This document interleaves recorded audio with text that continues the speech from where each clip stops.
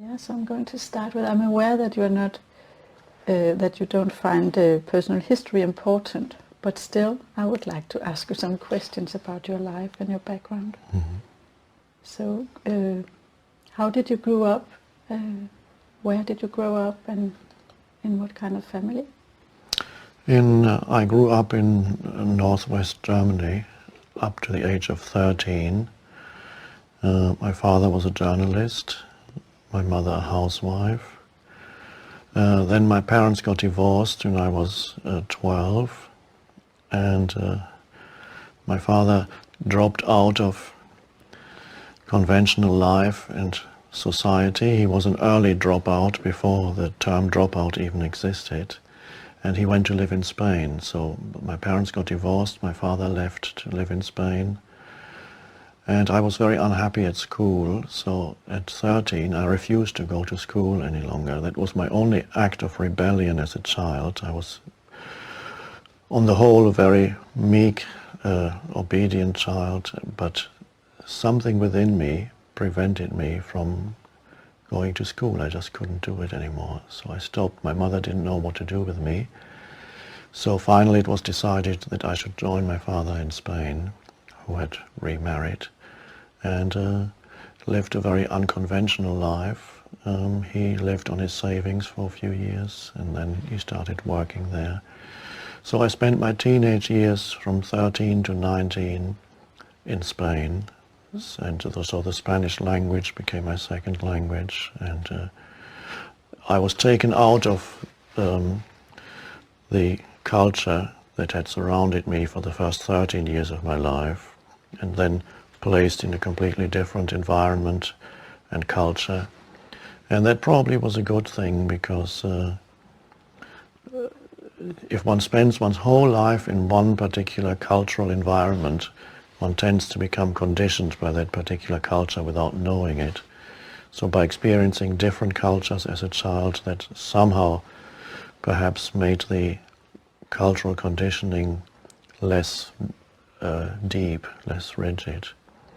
And my father was always a very unconventional person. Some people would call him eccentric. So when I got to Spain, he asked me, do you want to go to school here? And of course I said no. And so he said, okay, then don't go to school and do what you like. And that's what I was able to do. I was reading certain books that I liked to read, studying. I began reading some literature. I went to language classes in the evenings and afternoons and studied some other subjects that I was interested in, like astronomy and so on. So I grew up without, especially in my teenage years, without the pressure that most youngsters experience. And then at 19 I went on my own to live in England. Okay, and then you started to have an education in England? Yes, in England I was offered a job, although I didn't have any formal qualifications. Miraculously, somebody offered me a job, and I was actually teaching English and Spanish, German and Spanish for a few years at a language school. And then a kind of quest started, and also what also started at that point was already the beginnings of depression that I would experience periodically, and living in a state of increasing anxiety, a kind of generalized anxiety. And I was looking for some answer to the dilemma of life and living, and I was looking to philosophy and the intellect for an answer. So I began to read a lot, and then I thought the answers would probably be found at the universities. The professors would know. So I took the exams that I needed in evening classes to get to university, and then I went on to London University, where I did languages and literature, and increasingly became more and more unhappy and continued to search and absorb more and more knowledge. And gradually beginning to realize that they didn't really have the answers to life's dilemma.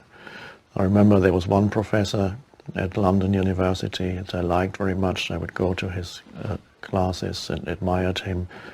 Very knowledgeable, and one day we arrived on a Monday morning and we were told that he had just committed suicide. And that shook me inside, and I realized that certainly these people that I had looked to for an answer didn't have it either. And so my depression intensified, and I did very well in the degree examinations because I studied so hard, out of fear really. I was driven by anxiety. And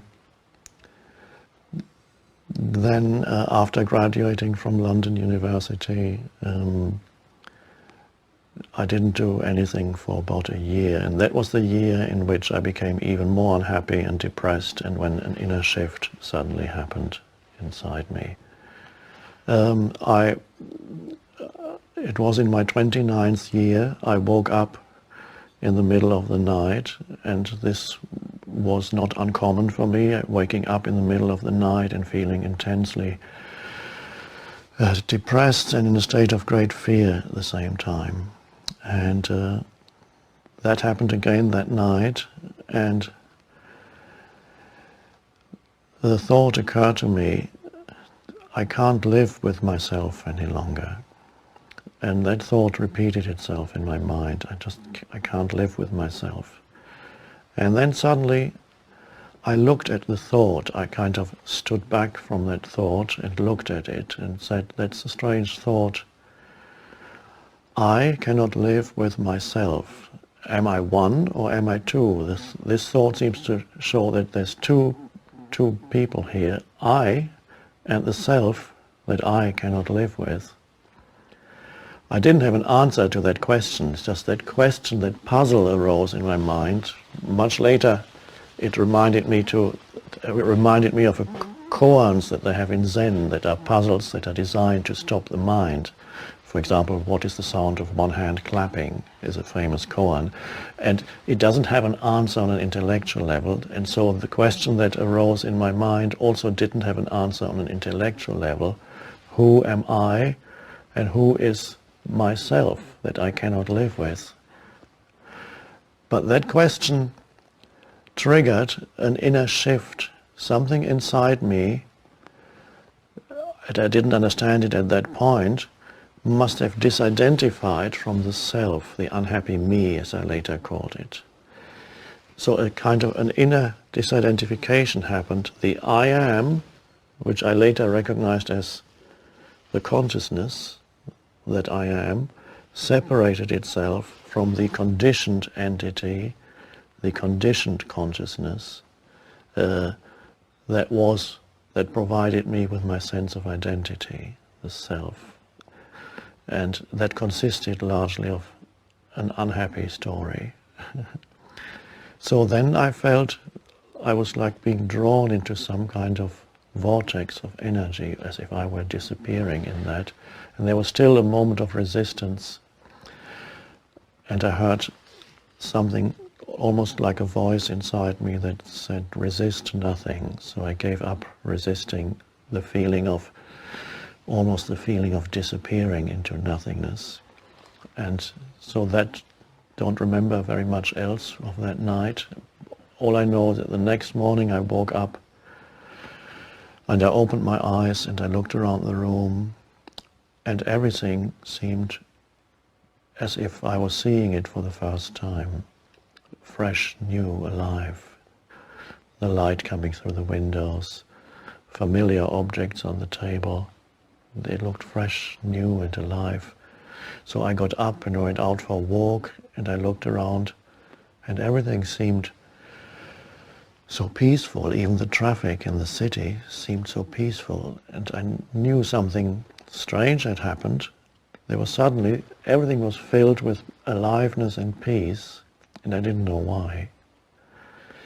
And that went on, and then this inner peace as the background to all experiences and the background to all sense perceptions, even as the background to my thinking, that they never really left me again.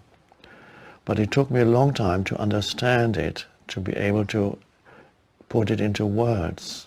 And so a little later I started investigating other spiritual teachings, for the first time Buddhism, Christianity, and more contemporary spiritual teachings.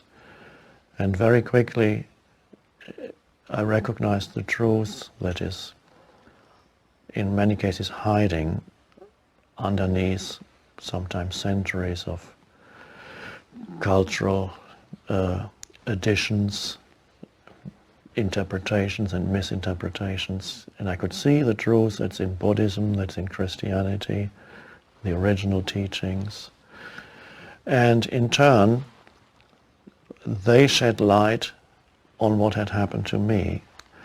For example, I picked up the New Testament and I read Jesus' words, "The peace that passes all understanding." I said, that's exactly what I feel. I have this peace and I don't understand what it is. So he must have had the same experience. Peace suddenly arose, which was not causally related to anything in the external world. It wasn't caused by something wonderful happening in my external environment.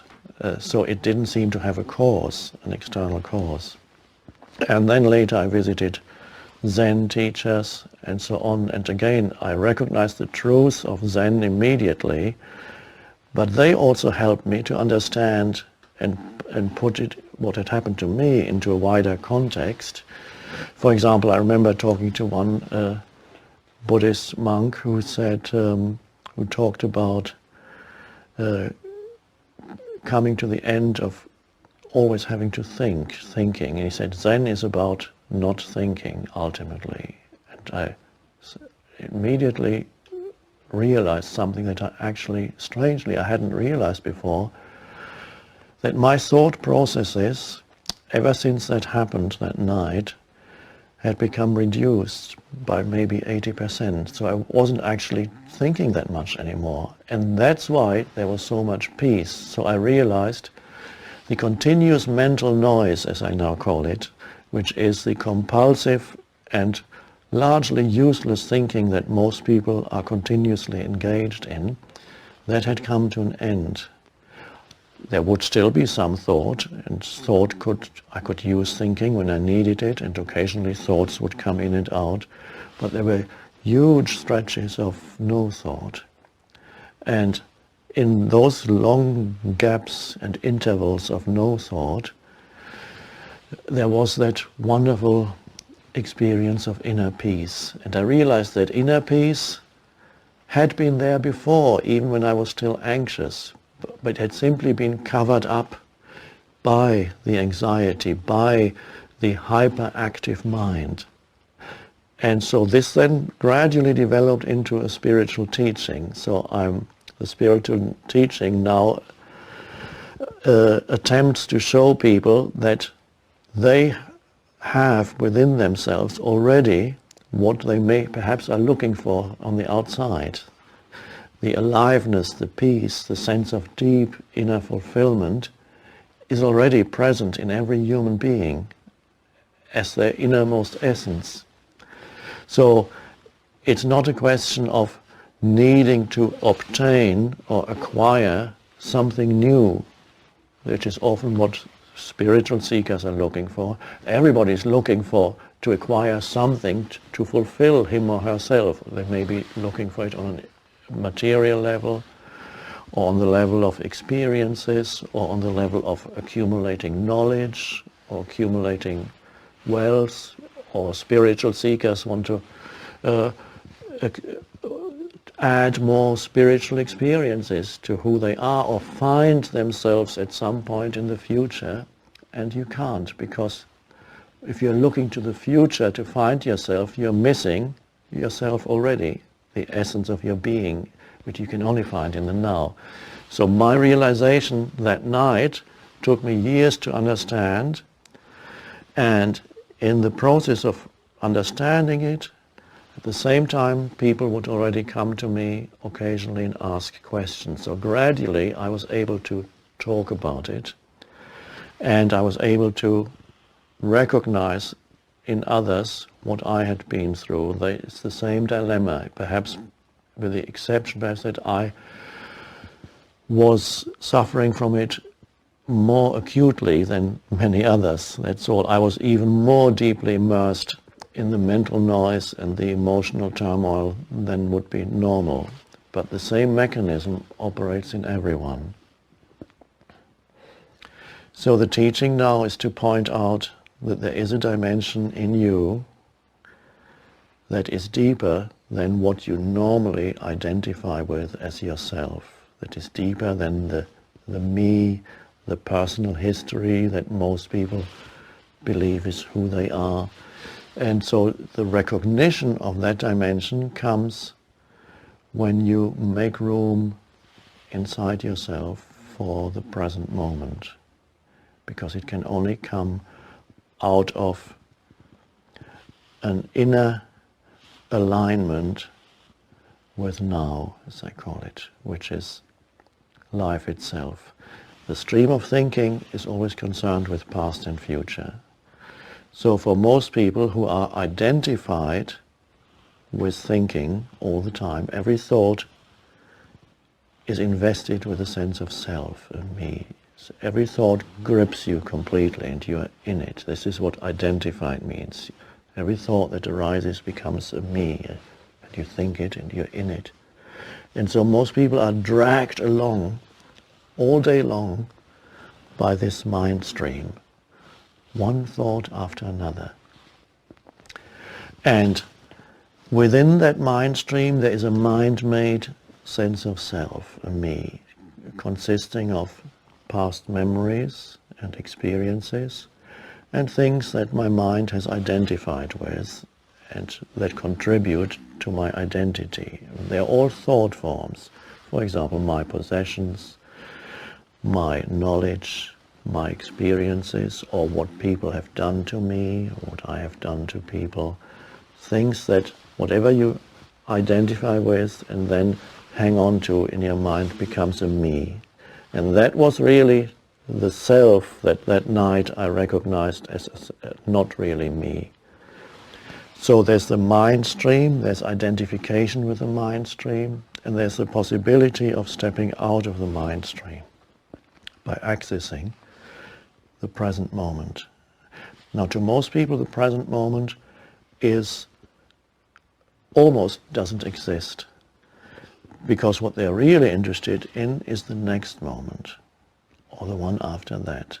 So they live always towards the future. They live towards the next moment. And unconsciously, they regard the next moment, the next point in the future that they need to get to, unconsciously they regard that as more important than this moment.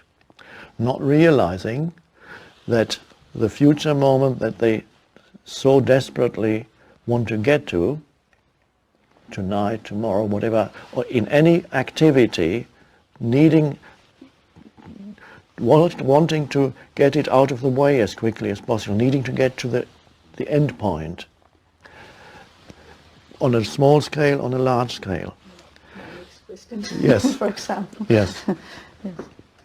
And so they don't recognize that the future has no existence except as a thought form. So when you always live towards the future, you live your life trapped in a conceptual reality of thought forms, which assumes a greater significance for you than the immediate reality of life, which is always now. Because your life consists entirely of the present moment.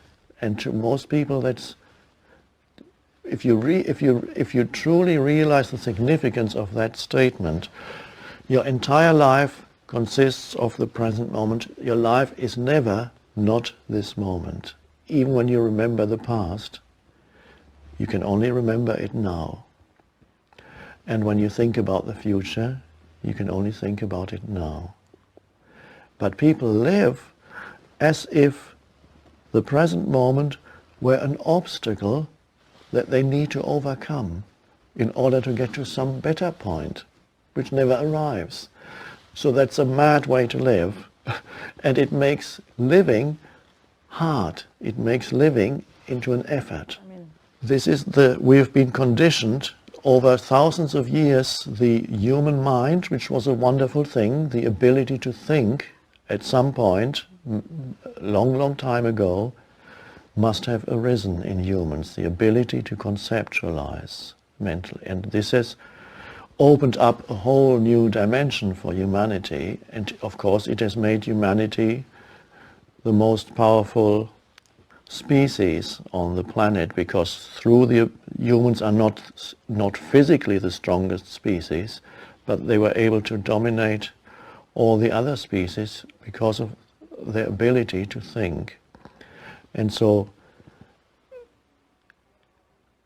that developed slowly, probably in mythological form. It's expressed in the story of Genesis at the beginning of the Bible, when they eat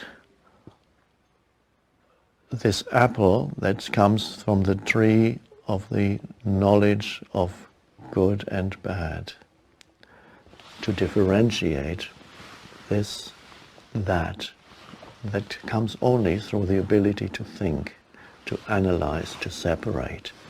And so that gradually developed in humans, and at first it wasn't a problem. It opened up new possibilities. Then over thousands and thousands of years, the thinking mind became stronger. It grew and grew, and gradually they lost connectedness with something that is deeper and more essential within themselves. We could call that being, the sense of aliveness, a deeper intelligence even that is more than just the thoughts that go on in your head. So gradually humans, because of the growth of the thinking mind, lost their ability to sense their deeper connectedness with life. And then now we have arrived at a point where our whole sense of who we are is caught up in the mind and in thought. So we have been through an evolutionary stage, which was a necessary one for humanity, and we could call that the stage of mind, the stage of thought. And to such a point now that we are completely possessed, I use that word, we are possessed by the mind without knowing it. We cannot stop thinking, it seems. We can, but for most people that's not yet a reality. They have to think, the compulsion to think, and to derive your sense of self from the movement of thought. We're arriving at the end of this whole evolutionary stage, and for humanity now to go on, it needs to transcend the mind, no longer be possessed by the mind, to go beyond the compulsion to think into a deeper level of being. So it's almost like regaining what they have lost. But when you regain something that you lost, you regain it with a deeper awareness. And this is the process that we are involved in now, that humanity is involved in now, because an evolutionary transformation, a transformation of consciousness, really is no longer a luxury, so to speak, is no longer optional for humanity. For the first time in the history of humanity, a transformation of consciousness is a necessity if humanity is to survive, because we are creating havoc on the planet. We are creating hell to a large extent on a planet that potentially is paradise. Is that why you, you could have chosen just to stay on your own and being on your own, but you chose to be a teacher and to go out and teach. Why is that? Yes, being a teacher was the response to a demand that came to me. So it was not so much, it wasn't a conscious choice that, oh, I want to teach or I need to teach. It simply arose out of, first of all, individual people coming to me and asking questions or wanting some kind of help or becoming drawn, becoming interested in what I had to say, and experiencing an inner shift after coming a few times. And so being a teacher, that developed organically without me ever deciding I want to be a teacher. And so from seeing individuals, it gradually developed into occasionally meeting in small groups, and that went on for a few years. And out of all these meetings with individual people and small groups, I took notes after meeting with people often, because things that I said in those individual sessions or group meetings were things that were new to me also. They came out of that moment. They came out as a response to a person's question. So I would often take notes, and I had a collection of notes after a few years. And some of those notes later became incorporated into The Power of Now, the book. And so The Power of Now is in part the result of my work with people over a number of years, and in part the arising of also a new teaching in the process of writing it. I read one in an interview you gave that that for a lot of years you were only absorbed in being, and you were not doing anything. Yes. And it was a kind of unbalance in your life. Yes. Could you describe that? Yes. Well, after the transformation happened that night, my external life for a few more years went on as if nothing much had changed on the external level. I went on to do graduate work. However, my heart was never fully in it anymore, in intellectual pursuits, in analytical work. But that was, my external life had a certain momentum. So it went on for a few more years, and then that momentum came to an end. And a point arrived when I was at Cambridge doing graduate work and some teaching, and suddenly I realized this has come to an end, and I simply walked away from it all. And after that, 2 years followed in which I did very little, and I didn't have a home of my own. I would drift from here to there, spend most days just sitting. When it was warm enough, I would sit outside on park benches or walk around. I was then in London at that time. And I was so deeply immersed in the peace, almost the bliss of the simple experience of being, the simple feeling the goodness of life every moment, that I lost interest in future completely. There were no ambitions, and I wasn't even interested in doing anything. So from an external viewpoint, one could say my life for a while became unbalanced. I became so deeply immersed in being that I lost interest in doing. One could almost say I lost the ability for a while to be active in the world. And then gradually the ability to be active in the world came back. So a balance after a while re-established itself. So I'm now able to be active in the world and at the same time be rooted in being. One does not exclude the other. But for some reason I had to go very deeply within for a while. Perhaps even on a larger scale, it may be that some people for a while have to go very deeply into being simply to provide a balance on the level of the collective consciousness, because most human beings are totally lost in doing. So it may require a few humans who go very deeply into being to provide a balance. Although on a personal level it might look as if they were unbalanced. Are you always in presence now, or don't you get relapses? Don't you ever get angry or frustrated? Or No, no? I live in a surrender to the present moment, and so that is always there. Whatever happens right now, I recognize that it is futile to argue with whatever is happening at this moment. So emotions occasionally still come. If I see human suffering, I sometimes weep, I can cry, and yet even then there's a deep sense of peace in the background, even though I may cry externally if I see especially humans inflicting so much suffering on other human beings and on animals and on nature, on the planet.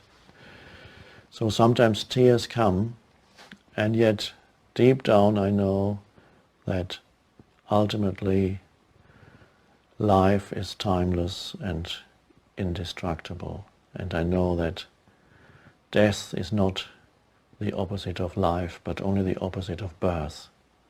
Life is beyond the forms of life. Life is timeless and immortal. It's that which underlies the entire manifested world. And that dimension is present in each human being. Yes. So what is your life like today? Do you have a family? Or? No, my life is now very different from what it was before, especially before the book came out.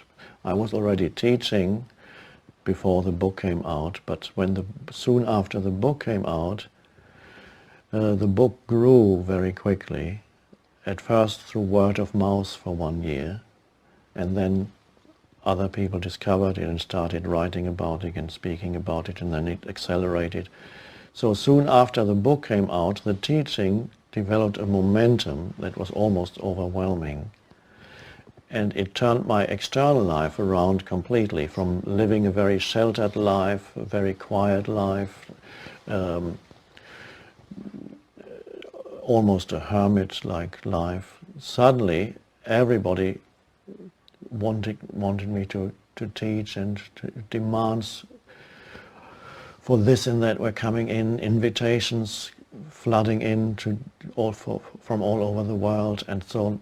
And then I responded at the beginning to almost every invitation, and then I realized it's impossible. I can no longer respond to every invitation.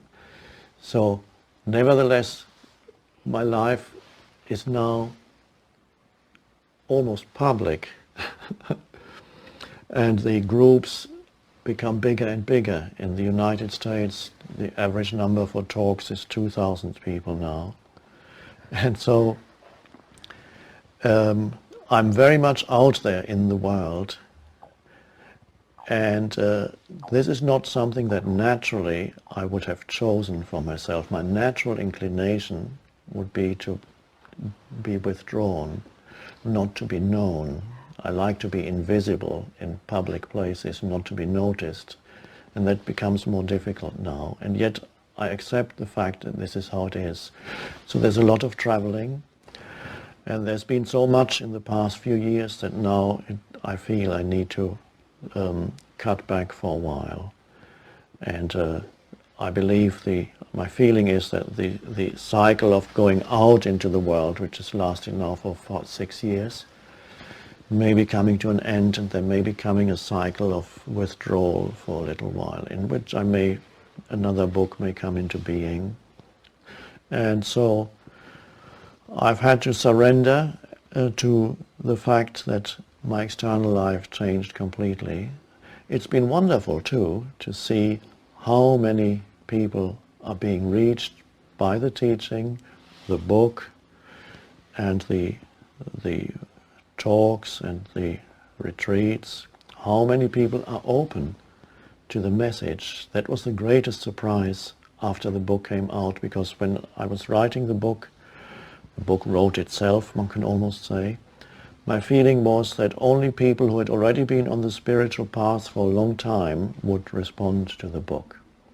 And that was not the case. People responded to the book, both people who had been on the path for many years, they responded, but also people who had never read a spiritual book in their lives, who had never had access to that dimension. They suddenly wrote to me and said, "My life has changed, this is incredible.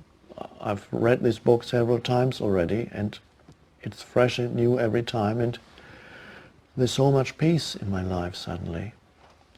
So the book seems to have reached all kinds of people, no matter what their background is. Also education doesn't seem to matter very much. Some highly educated people are open to it, and others who are not equally open, because it's not difficult to understand on an intellectual level. And yet, not everybody is open to the books. There are people who wrote to me and said, I bought a copy for a close friend, and he found it completely meaningless. He read 2 or 3 pages and said, doesn't make sense to me, and so they put the book on the shelf. And it may well be that in 10 or 20 years' time they take the book down from the shelf again, and suddenly there's an inner readiness. So many people are open, but certainly not everybody. I have some more questions about this new situation of yours. I mean, you have become a success, and your books have sold in millions of copies all over the world, and you have become famous, and you're making a lot of money. How do you handle that? I'm not very good at handling the external things like money. So basically it hasn't made very much difference to my life, and I haven't really paid much attention to it. Most of my attention is absorbed by teaching or answering questions and so on. And yes, I live in somewhat more spacious surroundings now than I used to, but that's really all. So that hasn't made very much difference. I'm hardly aware of it. For a large part of my life I lived with very little money, and probably people would have said I lived below the poverty line, as they call it. And yet I never felt poor. I always felt I have quite enough. And now I don't feel wealthy any more than I did then. So it's exactly the same feeling.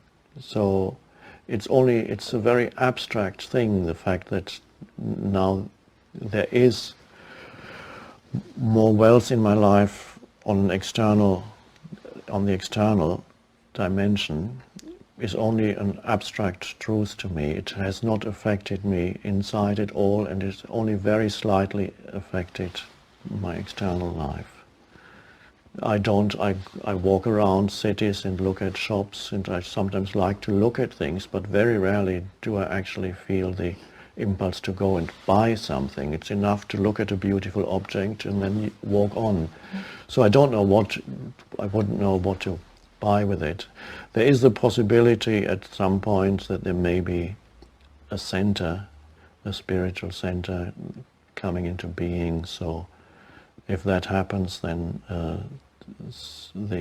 some of the income from book may flow into that. That is something that I'm not actively planning now, but I have a feeling it may happen. And I also imagine that many people want to have something from you, and yes, they are maybe they are admiring you, putting you in a place of a guru. Or yes. And how do you relate to that? Do you need to protect yourself? Or? Yes, Before, it used to be the way that people, anybody who wanted to see me, could just call me or talk to me on the phone. I would talk to them and say, "Can I see you?" "Yes, come." And then, after the book came out, that became impossible because the phone kept ringing. And so, in one sense, when I was only reaching a small number of people, however, there was the satisfaction of having close personal contact with people who came to me. Now, the close personal contact, because the numbers have grown so much, that has become lost to a large extent. And yet, the teaching is reaching far, far, far more people than it did before. So really, and this is very much the same in any situation in life, every situation has its own limitations. There were certain limitations to my life on an external level when the teaching was not yet reaching many people. The teaching was very limited in that sense, although it was very satisfying. Now the limitation is that people cannot access me personally very easily. I have to have several people in between me and the world, simply because on a practical level, it's the only way I can live. I cannot reply to every email or answer every letter, and thousands of letters come in all the time, and emails. And I cannot just pick up the phone and answer it, so that it's harder for individual people to reach me. It's difficult, if not impossible. And that's simply, I need to accept that is a limitation that's unavoidable. Knowing, however, that the teaching is reaching far more people than ever before. Yes, it's a pity. I still sometimes have a little group at home in Vancouver of people I've known for a long time. Even before the book came out, they used to come to see me. So occasionally we get together as a little group of 20 people or so in my living room. And I enjoy that very much. So that's how it is. It's always a question of surrendering to whatever the present moment presents you with, and whatever limitations there may be at this moment. There's no situation that is free of limitation of one kind or another. Why do you have an explanation why your teaching applies so much to modern people? Well, the terms used, the words, the terminology that is used in the teaching, the words that are used, which are no more than pointers, not philosophical explanations, they are relatively neutral. They don't carry the weight of centuries and centuries of past as they do in ancient teachings. So they're not culturally conditioned in that sense, relatively neutral, and so they can reach many people no matter what their background is. People who may have a religious background can be reached if they are open enough, because I don't deny that there is deep truth in every religion. This is why I quote in The Power of Now from Buddhism and Hinduism and Christian teachings. And even people who have no religious background whatsoever can be reached by the teaching. This is one reason perhaps why it has reached so many people. And another reason is that the Power of Now was written, it came out of that state of consciousness that it points to. So it came out of a state of inner stillness and receptiveness, spontaneously. The writing was a spontaneous act, although I incorporated some of the writings that I had done in previous years. There was an enormous, very strong creative impulse that flew into the writing. It flowed into the writing.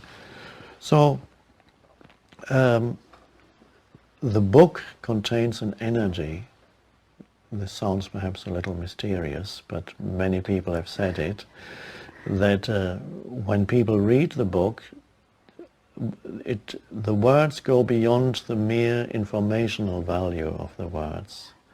This is why one can reread the book many times and still feel it's fresh and new. And every time you read, and maybe it may just be 1 or 2 pages, the reading of it can put you back into the state that I call presence. Because whatever the book speaks about ultimately points to that inner state of alignment with the present moment. So people can just pick up the book, read a couple of pages and feel the mental noise slows down or subsides, and they become awake again, alert, present in the now, and they can sense some peace inside. And so that's what it's all about. So that is at work in the book, and it is also at work in the group sessions, because in the group sessions, nothing is ever prepared. I don't come with a script. I don't even come with any idea in my head what we are going to do today or talk about today. When I sit down on the chair, I have no idea, even a few seconds before opening my mouth, what's going to come out. So in that sense you can say it comes really out of the immediacy of the present moment. And so what words come out depends very often on the energy field of the group. And so there is an interaction between the teaching, the teacher and the taught. There's an ancient Eastern saying that says the teacher and the taught together produce the teaching. And that's how it is. And that's why the teaching has great power, because it doesn't come from the accumulated knowledge of the mind, but it comes out of the immediacy of the present moment. It's not prepared, and even on a retreat that lasts for 3, 4, 5 days sometimes, there's absolutely no pre-planned structure to the retreat. It all grows organically out of the present moment.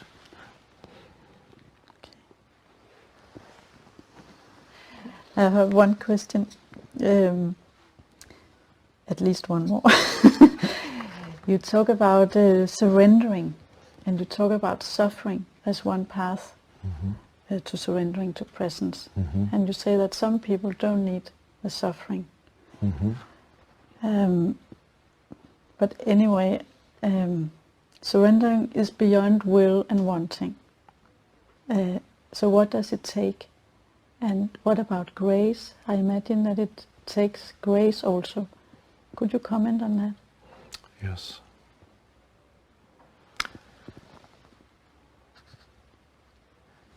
You won't surrender, which means, surrender means only accept this moment as it is. But you won't be able to surrender unless you're completely fed up with suffering. You've had enough suffering. And at some level, you recognize that most of your suffering is self-created.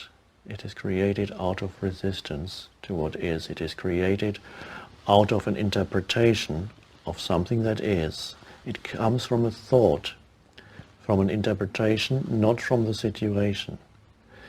So you realize really that I've had enough suffering, and only when you've truly had enough suffering in your life are you able to say, I don't need it anymore. Suffering is a wonderful teacher. Suffering is most people's only spiritual teacher. And suffering deepens you. It gradually erodes the mind-made sense of self, the ego. And for some people, the point arrives where they realize, I have suffered enough. And that, for example, is the case with almost all the people who come to a retreat. if you ask them, they've all had their share of human suffering. Otherwise they wouldn't be open to the message. They've had their share of human suffering, and they have reached a point where they are ready to listen to the message that says there is another way to live. There is another way in which you can live that does not create further suffering for yourself. Because to a large extent humans create their own suffering. And so when you are ready to hear that message, and that's really the message that is in every religion, that's the message, the central message of Buddhism is the end of suffering. And even the central message of the teaching of Jesus is finding the pearl of great price, finding the kingdom of heaven that is within you here and now, as Jesus says. And that, of course, is the end of living in a state of suffering. So one could say that you need suffering for you to realize, for you to come to a point of realization that you do not need to suffer anymore. There's a paradox here. If I had not suffered, this teaching would not exist. So you could say it has come partly as a result of intense suffering. Because as a human being I would not have evolved spiritually if I had not suffered. So suffering was my main teacher, and suffering is for many people their main teacher. But then some people when they are ready, they come into contact with a spiritual teaching or teacher, and that can speed up the process of realization that you don't need to suffer anymore. You're ready to hear that. So that was, the Buddha talked about nothing else already 2,600 years ago, that there can be an end to self-inflicted suffering. And when you don't inflict suffering on yourself anymore, and remember, it's the thoughts. Your thoughts make you suffer more than anything else. It's not usually the situation, it's your interpretation of the situation, of how dreadful it all is. And so when you see that, then you see there is another way to live in which I no longer mentally argue with what is. And that's the end of self-inflicted suffering. And if I no longer inflict suffering on myself, I no longer inflict suffering on others, because the two go together. But what will make me or somebody else take that step? Is it just acceptance? It's acceptance, but acceptance won't come unless you've reached this inner point of readiness. And this is why I never try to convince anybody that what I'm saying is true, or they should practice something. I never say you should do this, or trying to convince somebody who doesn't want to believe it. That is pointless. Only if you are ready internally for it. And so one way of putting it is, say, if you have suffered enough, then you're ready, then you're open to it, and you immediately see the truth of it. You immediately see that you ultimately make yourself suffer. It's not the situation, it's the mental interpretation of the situation, which in most cases is a form of resistance. And that creates the suffering. And so you need to, when you hear these words, if you don't immediately recognize the truth, if there's an inner arguing, that's fine. There's no should here. There's no, the teaching never says this is how you should live. It's only if you can hear the truth of it, it will make sense to you, and then it can help you. So it can only help those who have an inner readiness. But there are many, many people alive now in whom the readiness is there.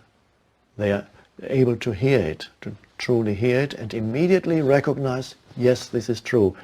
Convincing never works. But being in the presence, I mean, is it a possibility for everybody? It's being in the present moment is a possibility for those who are ready for it. Not yet for everybody. What if we were all living in presence? I mean, what would happen? Would we have electricity and would it work? One thing is certain, that the world would look very different from the way it is now. We can't possibly imagine how the human world would look if everybody lived in a different state of consciousness, in a state that is predominantly a state of inner peace. What kind of civilization would we create out of a state of inner peace? It's impossible to predict. All we can say is that probably it would not be as complex as it is now. People would not be running around continuously engaged in largely pointless activities. It would probably not be such a noisy civilization as it is now, because no civilization has ever been as noisy as this one, and that's simply because whatever human beings create externally is a reflection of their inner state.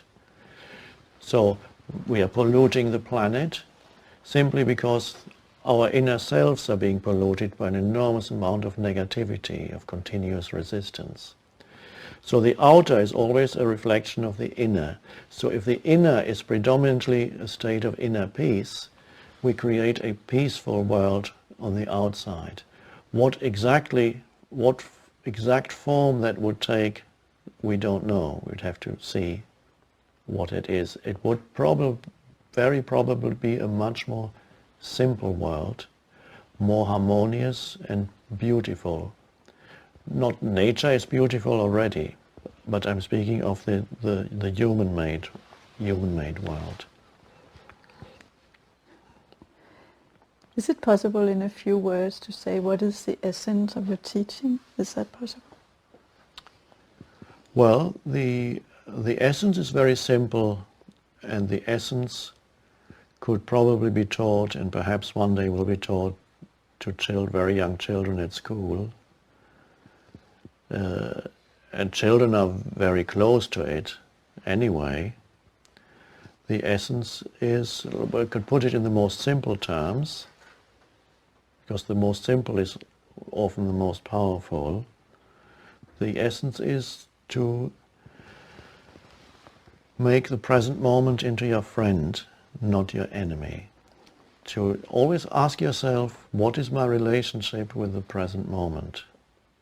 At this moment, of course. What is my inner relationship with the present moment? Is the present moment, am I friendly towards the present moment? Or am I hostile towards the present moment? Is the present moment my enemy? And then that would be enough to bring about a change, because when you realize that you are making the present moment into your enemy, and you also know that that's all you ever have in life, then you realize it is a mad way to live. To treat this moment as if it were an obstacle to where you want to get to. And you never get there because it's always now. Then your relationship towards the present moment changes. It changes, and your relationship becomes one of yes rather than no to what is. It does not mean that you become passive or that you will never do anything again. It simply means that the foundation for any action you take is the state of yes to what is. And if there's this state, the inner state of yes to what is, that is the state of inner peace. And inner peace is much more powerful as a foundation for right action than the state of resistance and negativity. So that is the essence. Find that state of inner alignment with the present moment, which comes with a yes. And then see what happens.